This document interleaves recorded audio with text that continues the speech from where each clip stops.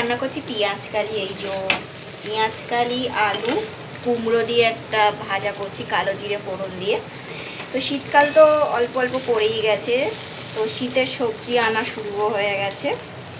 পেঁয়াজ কালি নিয়ে এসছে, তাই ভাজা করছি আজকের। এই পেঁয়াজ কালি দিয়ে ছোট ছোট মাছের ঝাল করলেও ভীষণই ভালো লাগে।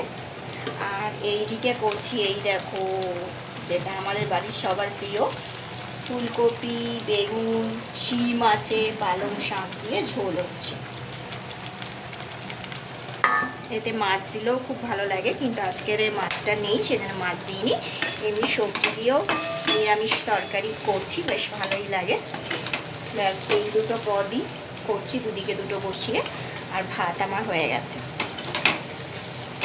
এখন কিন্তু 1:30 বাজে। এই ভাজাটা হয়ে গেলে হয়ে যাবে, তারপরে গ্যাসপত্র সব মুছে নেবো, মুছে যে কটা বাসন করবে মেজে নেবো।